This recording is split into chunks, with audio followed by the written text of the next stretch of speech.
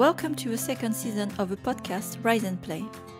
We are Sophie Vaux and Carla Reyes, your hosts for this special season.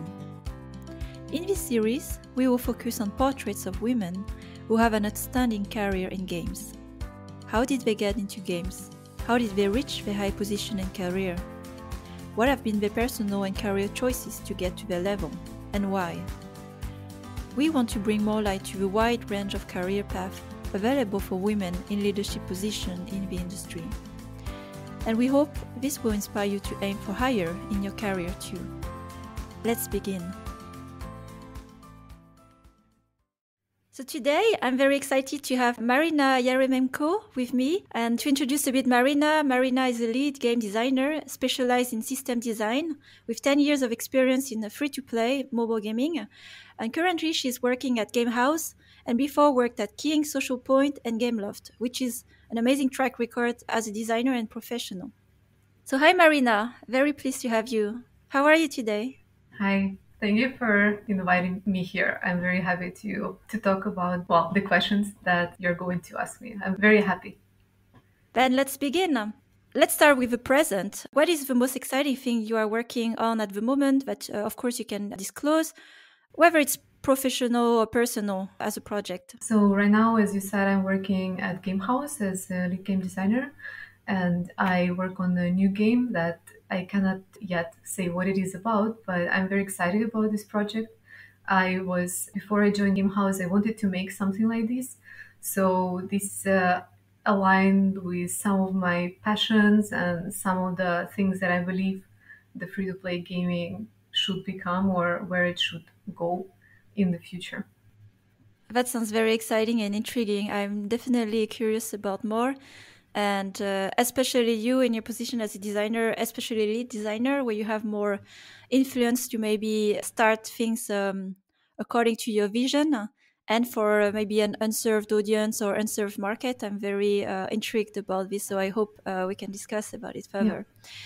But let's leave it there for now. And maybe for people who don't know so much about what a lead designer does, because I think these days it covers a wide range of responsibility, then what is it for you to be as a lead designer at GameHouse? What is your main mission? So at GameHouse, I work for 1 year and 6-7 months. And when I joined, I was the only game designer. So I'm still the only game designer / system designer, but my responsibilities are covering kind of a wide range of things. So it was about designing a concept or defining a concept of the game, defining a game design vision for the game, and then doing pre-production. Now we are in production. So yeah, I went through a lot of stages, and as a lead and as a sole designer, I am basically there in the midst of every important design decision that needs to be taken, kind of a direction, also thinking about long term and all the nature of the project. It's not no secret because GameHouse is very focused on experiences with narrative component. So we work very closely with narrative designers as well, which for me was the first experience. I never had this, let's say, the depth of narrative that they have in GameHouse and other companies. So for me, it's quite an interesting opportunity to learn about it. That's actually interesting that you are...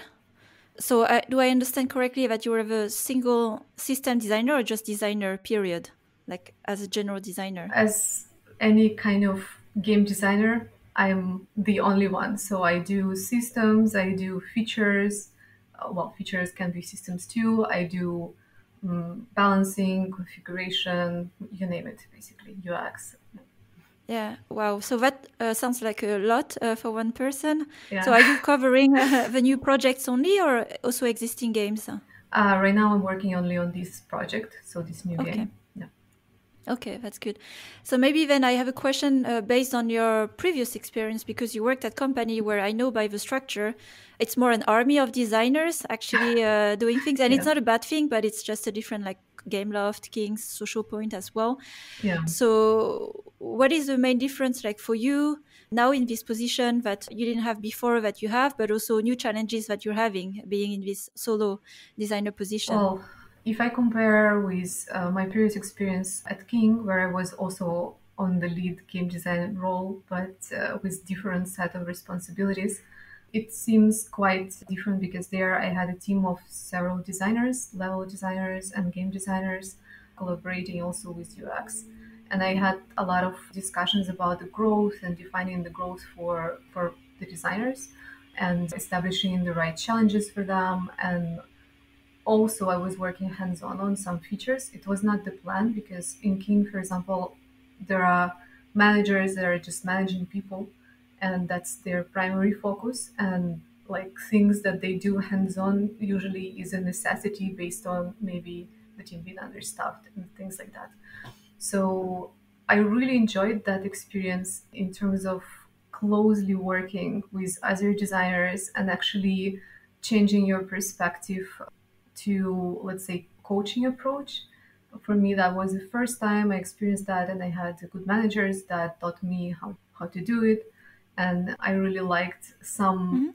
evolution that I saw in some of my designers during our work together. So yeah, I can't wait the moment we can start hiring for GameHouse and I can experience the same. And maybe for your path and decision to exactly from a very well structured organization with designers, what motivated you to join an organization where you would just be by yourself, probably smaller with more challenges, of growth? Yeah, what was the thinking here? Well, it's a good question. I mean, when you join a new company, there are always things that you pursue as your goal, let's say, and there are some things that you compromise on. So I was very motivated by the project originally, and also in King, which is a very big company, they have a lot of processes, and some things became, from my perspective, a little bit bureaucratic. Even when you need to design something, it became very, very slow and complicated. So I became very tired of it very quickly. And that's why I was, well, when I saw this opportunity, the opportunity Mhm. found me more than I wasn't looking really, I was very excited. And also the structure is very open here. So in Gamehouse, there is not a lot of these kind of processes over processes over processes. And yeah, that was quite exciting. Although there is a downside of this because everything is so open, you need to start defining things. And for a person that comes from a very structured company, for me, it was a little bit of a Mhm. shock first months. I was like, okay, where is this? Where is this? Where is this? Oh, we don't have that and that. Oh, like, okay, fine. This is not a problem. Mhm. Let's focus on the main task at hand and things will come along. Well, they were coming along, but kind of slowly. I think only right now we have all the things that we really need to be efficient as a team. But yeah, it was interesting. I don't regret it, but I didn't expect, I think, this much freedom, let's say. Yeah, I know the feeling because that's also when Mm. I joined also Voodoo to build my own studio. It was zero processes that you had to Yeah, build basically by yourself. And so you have to first build kind of a house a bit yeah. before you get to work, but not too much of a big house. Otherwise, you spend your time just building the architecture and not getting things done. Okay. So then among the challenges as well, then as a designer, which I know as well, whether you are by yourself or even in a more structured company. So I have a first question more is because you are on your own and you have to make a lot of decisions, I guess, every day on what kind of feature, what kind of direction. How do you make sure to have confidence in the decision you're making where you don't have this group of designers of peers to confront your opinion for feedback? So how do you emulate that, to question your design decision? So to I have several solutions here. So Hmm. first, I have a group of people to confront my ideas. You always have a group of people to confront your ideas, so that's not a problem. But the problem for me was, well, for example, we didn't have a PM in the team, and we only recently got a game director that also has a lot of experience there. So we have this kind of more PM approach and perspective, which is also an important challenge for design decisions. And I was also using some unofficial consultants from the industry that I know that are designers, game economy designers, and One of them, for example, became my mentor because I wanted to have a very consistent set of sessions. Well, more official mentor. Another one is my unofficial mentor, and that really helped me. Of course, it's not the same as having your colleagues and day-to-day questions and things, but at least kind of having those two things together, for me it worked. But I can still say that for some time I was struggling. I was struggling to be kind of effective at this because yeah, things were taking a little bit more time because I didn't have this kind of frequent loop of bouncing ideas with another system designer, for example. Yeah. And it's a valuable point because I don't think you are alone in this case where, especially for smaller company, more independent companies, often there's just one designer in the team, and that's kind of a situation you're facing. And I think it's great that you build for yourself a certain system of peer or feedback of people that can help you spar ideas and question where you're going, because design, it's all about iteration, and there's not a single truth, and you have to test a lot, but you have also to get rid of bad assumptions as well, and that sometimes can be done by just discussion without having to develop it all, and test it through. Yeah, it's really important actually, especially in a small team when you don't have the luxury of a lot of people and develop a lot of things. The extra challenge to design comes that you need to cut a lot of things, and that can be very painful. And as the owner, maybe if I would be a lead and it would be not my feature, it would be less painful. But sometimes you enter in this kind of situation. I need to. I don't want to, but I need to. And if there is a person that can be, this kind of voice of reason, it really helps. But otherwise, I need to put on myself several hats and say, okay, you need to. Fine, fine. All right. And then also, then as a solo designer, I think also this is a challenge for that part. New games and new concepts. What is your approach? Yeah, how do you start? What are your inspirations to get started with new ideas? Yeah, I mean, to be honest, I this is my first game of this scale that I'm working from building from scratch as a lead game designer. I did work on new games before, but it was more of an indie project. So I don't think I have a perfect formula yet because you can't nail it from the first try, well, unless you're brilliant. And well, first thing I try to do what I know. I'm very used to do market analysis, and I try to okay. There was a concept idea, let's say when I joined the team, and I saw that there were some nice things and maybe some things that we don't need, and I said, okay, let's take a step back and do market analysis. Where are we aiming in this market space? Where are the competitors? And see what are the good things that they're doing and where is the value that they're missing on. So we did that. So yeah, I said I'm working with narrative designers who are also a very important part of kind of design process. And at the beginning, we collaborated a lot. And then we also did an audience analysis because that was also a missing bit. There were a lot of assumptions about the audience, but there was no concrete study, concrete, well, basically motivators defined, personas defined. So we did that, and that helped us to kick off and formulate better the concept and then the vision of the game. So these were, I think, important things, and I would do it anytime I start a new game. And then defining basically the scope of the MVP is quite important. And yeah, the process from there is almost like designing a feature in a live game, but if you do multiple and you need to prioritize them. So I'm quite used to do prioritization, for example, in Social Point, to do this a lot and breaking down things into very, very small things, stories, and basically from there on, yeah, descending to development and art and stuff like that. Okay. So I understand as well, then part of this work is not just design actually. So what you describe is also product management and also producer, Yeah. which is probably great to have as extra skills, especially as a lead game designer, or if you are the main designer, only designer in a team for new projects. So that's great. And about the audience, because that's also an area that I've been looking into very closely, a general like new concepts, but also even existing games. Are you as a company at GameHouse into a particular audience, or it's when you talked about audience, it was more let's explore new audiences, or it's more let's understand our current audience and what can we offer more? Can you elaborate on that? Yeah, so GameHouse, if you know a little bit their portfolio, they're a female-focused gaming company.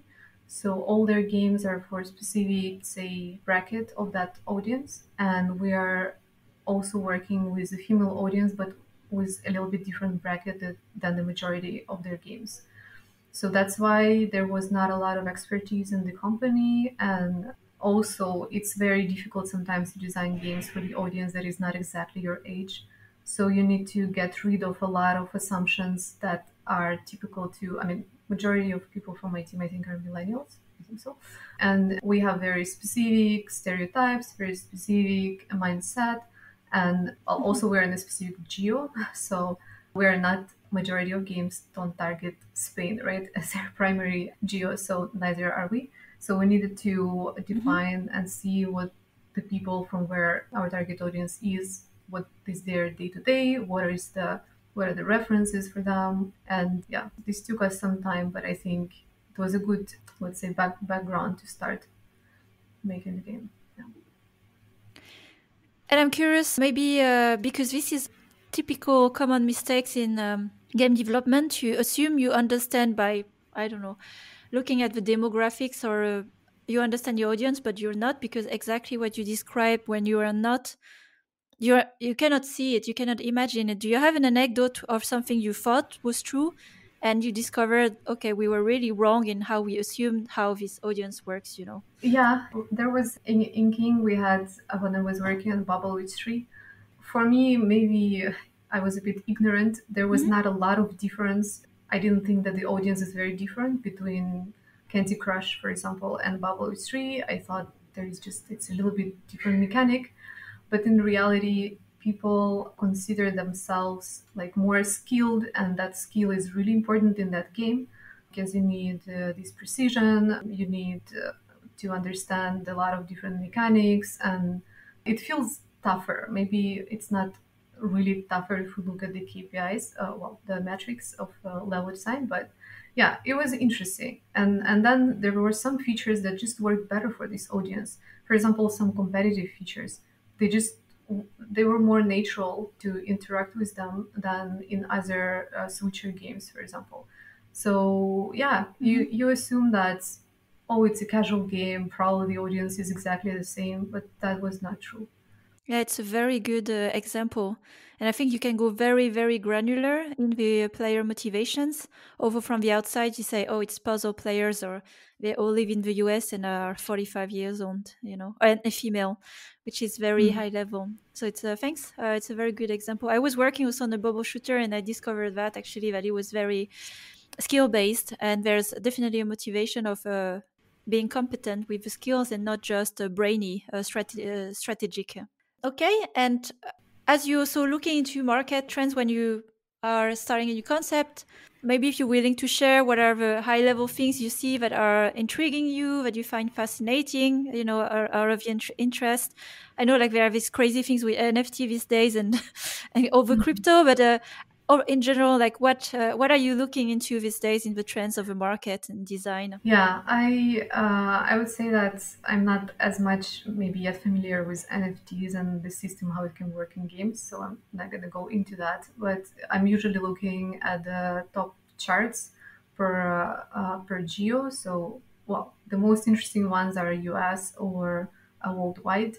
And although it's true that worldwide there are a lot of games from Asian countries that are huge there, but they still don't make it as big in US. But and it was I think true maybe 4 years ago, but then recently there are more and more of them that can that can be really successful. Like for example, Genshin Impact was a very big success, and I played for months and months, and it was so nice. I always feel that their story approach is still not the best. It's not very adapted maybe to the market, but their quality is so it's just production quality is amazing. The way how they treat free to play is a bit different as well from Western companies. So it's a lot of learnings there as well, especially in RPG space. So yeah, I think there is like one game that right now is booming in China, Harry Potter Magic Awakened, I think, and I expect it will be really successful in the US as well. Mhm. Well, let's see how it scales because you never know. And I know that there is Diablo Immortal that I played alpha, and I'm such a big fan Mhm. of Diablo. So yeah, I think that they already started understanding the formula that can work on the West, and that's very impressive because I think for companies that are in the West and they want to develop these kind of big RPG games, it's a huge learning opportunity. So that's one thing. Since before I was more focused on casual, so some things that I started seeing in casual and we also tried in King is taking features from different genres and adapting them to a more casual audience. And midcore was one of the things where we're looking at some of the features. They were, well, they were presented in a very, very casual way, but it was still midcore in the nature and it worked pretty well with the audience. And recently, I think there is a need to maybe remove this oversaturation in switchers because I think there is only that much you can do with it. I mean, of course, there is like a new polished version, the Royal Match. But for example, the mergers that you also have one, sorry, is something that becomes more and more Mhm. popular to try out and maybe do different themes around it, different metas, and people love it. So it feels kind of fresh that the market also is evolving, and I think it's pretty interesting where it can lead. And yeah, I think these were the main two that I wanted to highlight. Yeah. Very insightful, thanks. And it's interesting in the end that your interests lean towards more mid-core games, like personal interest. And I was wondering, like, from all these learnings or things you observe, are there things that you manage to translate more into your work as a designer, and especially for casual games, like particularly for the games you're making at GameHouse? There are some things that can be translated, but it takes a lot of iterations to make sure that what you're doing actually fits the audience and not your personal preferences. So yeah, I just Yeah. know some features from midcore that systematically work well. And GameLoft, I think, was a factory of translating a lot of these features in their games like a while ago. And now some games, especially casual, are rediscovering it. You know, like when the leaderboards appeared in Match 3, in GameLoft it was already done like years ago. It was very funny for me to see it, but we can see that these things work. And like clans feature, teams feature was also something I don't know 3 years ago was introduced in players games, and then everybody were so excited. Yeah, I was like, yeah, sure. Not so new, but yeah, it's just there is a right time, I think, and the audience is maturing because we know female audience is a little bit younger audience than the male audience in the gaming space. So it's just like, okay, they're ready, so let's do it. Okay, so then let's take a step back more in your journey as well and your career as a designer, because we've known each other actually. We were counting the other day, a decade back in the days of Gameloft, and you were a designer in Kharkiv. So I wanted maybe to trace back, like, kind of your journey and your choices, Yeah. professional choices. So, like, first, yeah, what opportunity appeared to you, or what decision you made to start your career abroad? And I think after that you joined Social Point, if I'm correct. Yes. So maybe if you can walk us through, like, where were you at that point and why, and what kind of opportunity appeared to you? Yeah, so when I was in GameLoft, I worked in some small companies in Ukraine too, but yeah, most of my experience was in GameLoft. Basically, there the circumstances were that all the games they were working on at the time when I was there were live games, and I tried because well, I was a junior when I joined, so I wanted to learn as much as possible, and then I tried different genres. So some games for kids audience, for female audience, for male audience, racing games as well, and it was very interesting and very diverse experience. I had a lot of great learnings from there, but at some point I felt stuck. It's not that I wasn't learning from the genres, but I think I just wanted more experienced people around me. And since in Ukraine we don't really have schools, universities about design, not design, game development, people learn from their work basically. And you can learn, of course, up to a point, but then stop. And also at that time, there were not a lot of companies in general, so people weren't moving between the companies. So it was like kind of the same experience that was there for a while, and I felt that I needed more. And that's why I started looking for opportunities abroad. Spain wasn't my only option, but yeah, Social Point has very successful two games, Dragon City and Monster Legends, and that was very exciting for me. And at that time, I think I didn't really have preference for mid-core that much, but it was very interesting. Also, when I had interviews with a couple of designers from the studio, I really clicked with them, and yeah, I don't know, it just worked. You know, when you find the right opportunity, everything goes very smoothly. And when I joined, yeah, it was a very big cultural shock for me because it's so different, the mentality in Ukraine from, well, from Spain. Can't compare to every country in Europe, but from Spain it was very different. So I was very excited, but at the Hmm. same time, very stressed. So I think first year I was very stressed about everything. I wanted to make it work. I wanted to blend in, and I was still actually the only female game designer when I joined. I was actually surprised. I thought maybe in Europe that's going to be different, but no. And that also added some extra discomfort for me because person Hmm. with different mentality, not necessarily knowing the culture very well, and yeah, it took me some time to adapt. But when I did, I'm pretty happy that I made this choice. And well, now I'm not in Social Point anymore, but have great memories from that time. Yeah, thanks for sharing.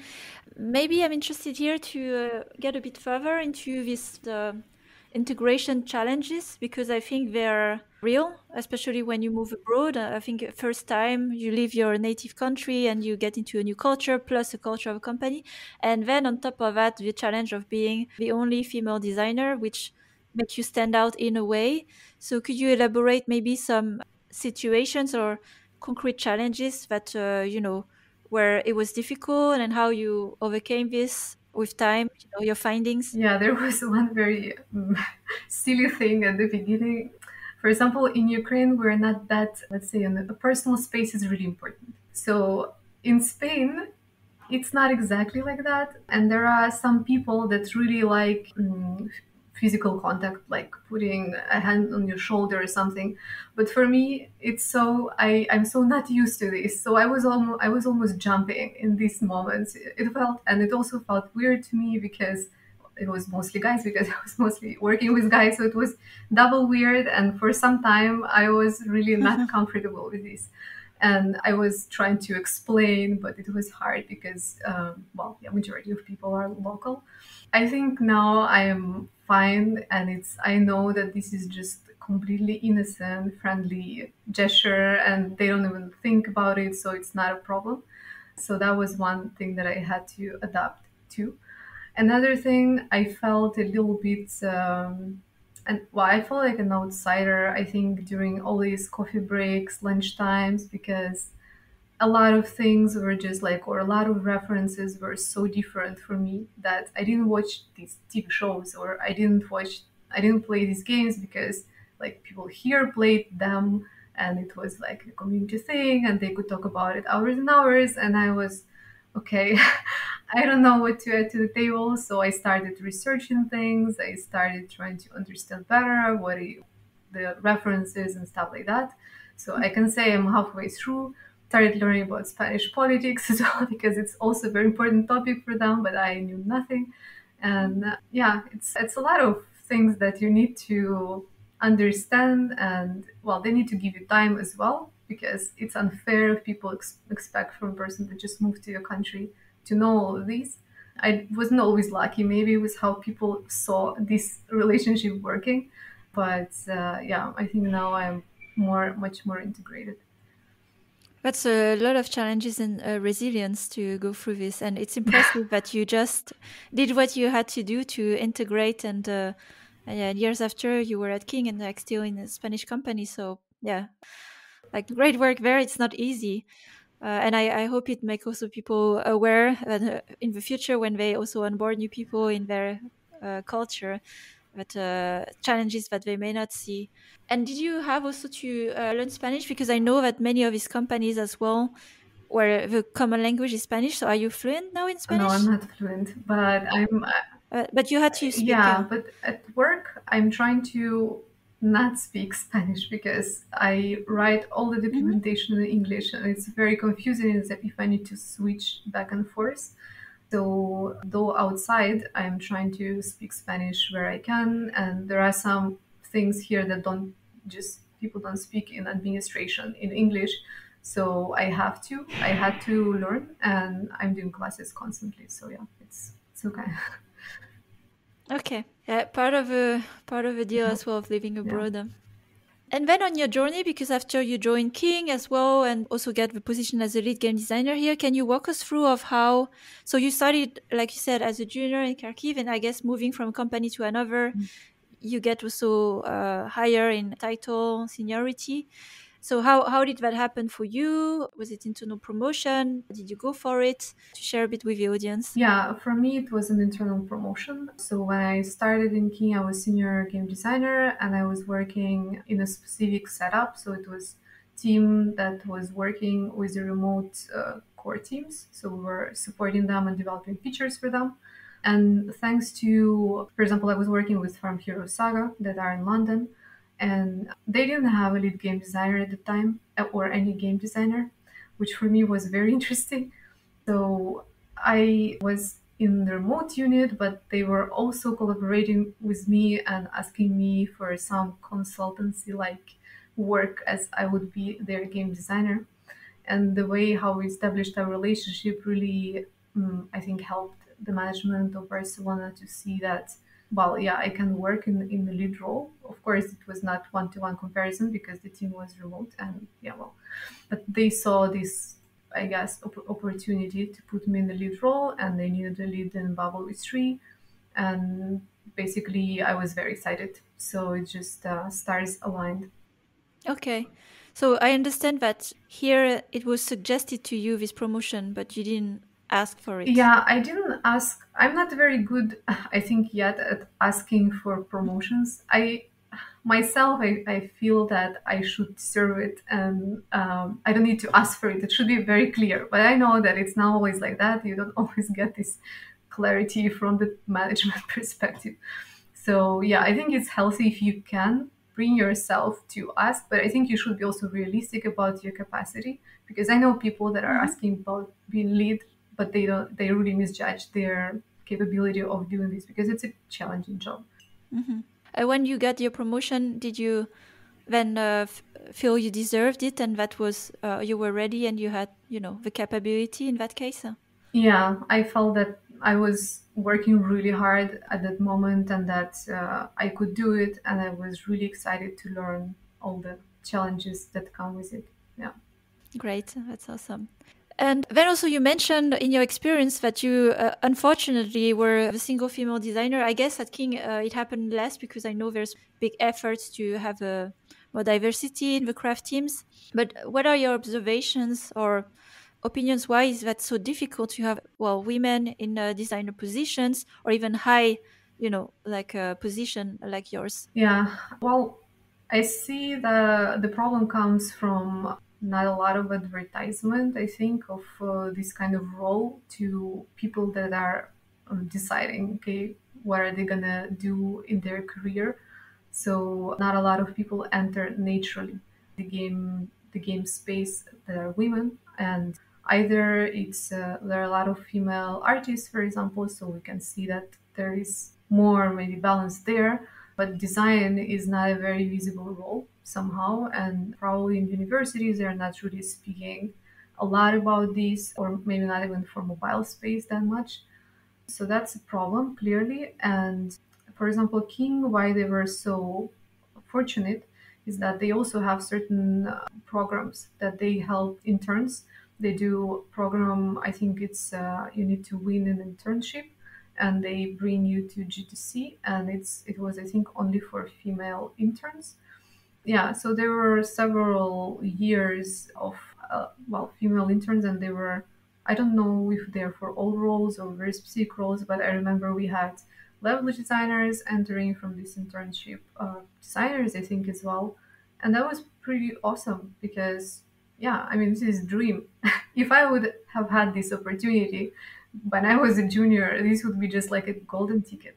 And King is really an awesome company to start as well. So yeah, but other companies don't do that, and yeah, it's just that they hope that magically these female uh, Mhm. designers will just create themselves, which doesn't necessarily happen. For me, it happened because I know I was passionate about games and I had this opportunity in a smaller company, and that's it. So that was it. But I didn't know anybody else who were in the same situation. So Mm.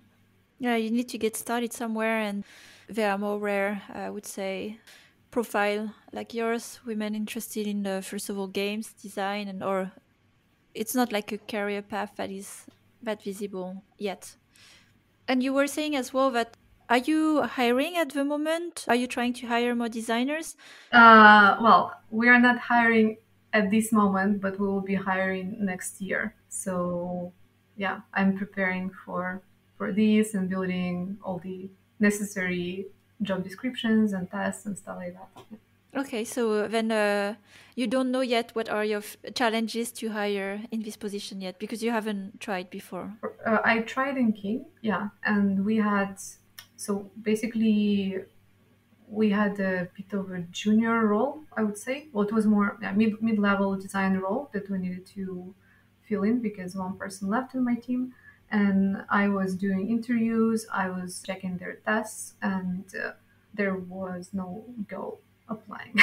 I can tell you. So, and it's King, which is very visible company by default. So, yeah, It's very hard. it was very hard. I mean, there were great people applying. It's just I see the reality. It's Mm. yeah, it's not super visible for some reason this role. Yeah. I have had the same challenges, and the only solution I have found so far about this was really to be super proactive in sourcing in any way possible, going on forums, Discord channels, LinkedIn, and just be contact them boldly and say, "Hey," but yeah, because it's there's a whole community of young designers, maybe not in the free to play mobile space, and they're not either interested or aware. But it's a lot of work to find at least them or the ones who want to start a position. All right. And then more reflection also back on your journey and career as a designer. So if you look back at yourself 10 years ago when in Kharkiv, what is it that you would tell to your younger self, you know, with what you know today, especially in your path as a designer? Well, I would tell myself to believe in myself because at that time I had a very low self confidence, and that happens a lot with junior people in general. But also, I think being kind of female game designer to sort of stand out, and some things don't always make you feel, let's say, in the right place. So yeah, that was affecting my confidence quite a lot. And if I would have been more confident, I think I would have known that I can also ask. For example, I was feeling blocked and lost at one point. So if I would have known that I could ask for to my manager, okay, I feel like that. Can you please help me to build my growth path and work with me in that? And I somehow didn't feel that this was my place to do it, or it was not a very known practice to me at least. So yeah, that's why I also kind of changed the company at the time, but maybe it could have been different. So that would be my main advice. Yeah, asking for help is really hard, especially when you are in a place where you feel like you should just figure it out by yourself. But the reality is, you never have to be alone. You should not. Yeah, but it's actually there is a bit of cultural thing because we were taught from school that failure is very bad. Admitting failure is very bad. So a lot of things you hold to yourself and you try to figure out on your own because you think that admitting your weakness maybe it's a failure and that is going to be well, punished. I don't know this. Yeah, there will be some kind of consequence to that, and that's really unhealthy. And I really hope that my country can evolve past this eventually. And whenever I see this here in my current experience, where I gained more confidence, if people expect me to succeed 100%, this is also unhealthy, and I'm trying to kind of break this stigma a little bit. Yeah, this is really good. I think, yeah, we are definitely a lot influenced by this culture of, it's not perfection but performance, and there's many PR stories about the companies that exit, that success story, and then it just makes you feel very uncomfortable of not succeeding and being a failure. Yeah. So I agree that there's definitely expectation to change a lot in the perceptions these days. Then what helped you in your own path to build more of this confidence through your journey? I think I was very fortunate with the people around me. Even when I didn't believe in myself, they did, and they were constantly telling me this. Of course, you can do it. You are very talented, smart, etc., etc. And at one point, it starts working, and you see also the results that you're bringing in your project. Yeah, and this loop kind of helped me, and now I don't necessarily need a lot of these, well, external support as much as I needed when I moved here, for example. And also learning for me, I mean, the mentality of learning that I'm trying to keep as much as I can, learning, applying best practices and seeing how they work. Also build my confidence because I gain more experience in certain things, and I can help my projects quite a lot by having this kind of experience. So it builds my confidence as a professional. And I think another thing that helped to build my confidence, for example, in King, they are focusing a lot on building their culture. And culture is basically how you treat people. And I saw what is good, and in some other places, I saw what is not so good. And I felt I was right, let's say. Well, before that, I thought this is not right. And I just didn't have, let's say, proof, or I didn't see how certain things could work in the company, big company. And it built my confidence that I can say, okay, no, this is not a good approach. This is not Hmm. sustainable. If you want this team to last long, for example, this is maybe an Hmm. unfair treatment. And this is also an important thing that some teams lose because they think, I don't know, this KPI is important and you need to squeeze your maximum and you squeeze your team. So basically, short term you're gaining, but long term you're losing. And if I see certain things happening, I would not be shying away from expressing it to people in charge of the team, I mean. And before I was really, really shy, but I saw that certain things didn't work and the consequences, you lose people and things like that. Yeah. Hmm. And that leads kind of to my last question here. As maybe in the audience, there are people who are more in the not senior yet, more junior, intermediate design position, and maybe a bit in the similar place. What is the main advice you give to them to overcome that, or just grow further in their path? Yeah, I think the main thing that they need to think about is what do they want and why do they want it. Because for me, being a lead was not my final goal necessarily. It's just that my path was my goal. I wanted to learn certain things in certain moment, wanted to have very solid experience in live games, different genres, and now I want to have solid experience in new games, music genres, and that what sort of made me, let's say, kind of, well, established my level, but that was more of a consequence. So if they just want to be a lead or a director for the sake of it, I don't think this is going to work because they need to understand exactly what they will have to do there. Yeah, so my advice is that define what you want, define why do you want it. Don't lie to yourself. I think it's very important to be honest with yourself. Be straight with what will make you happy in your career long term, and don't focus on only the next step. Like try to think, okay, I'm here for a journey, and okay, how do I want this journey to evolve? So that really helped me. And I also evaluate when I hire people, for example, for certain roles, I evaluate them with these kind of questions. If I see that they don't know why do they want this position, this is not a very good sign. Or if their position of if their motivation is just I want money, I want just the Mhm. role, I want just the title, I want to show it on LinkedIn, this is definitely a no-go for me, because I want people that just give their maximum to the project and really bring value. Yeah. Very wise advice. Thanks. All right. So then to close the discussion today, I have at last 3 rapid fire questions. So what is the first thing you think of when you wake up? My project. I'm embarrassed, but these days is my project, yes. Okay. And what is the last thing you think of when you go to bed? Well, right now is Diablo 2 Resurrected, because I play it a lot. Nice. And my last question, the one sentence or word you tell yourself in difficult moments of life, like your motto. You can do it, don't rush things. All right.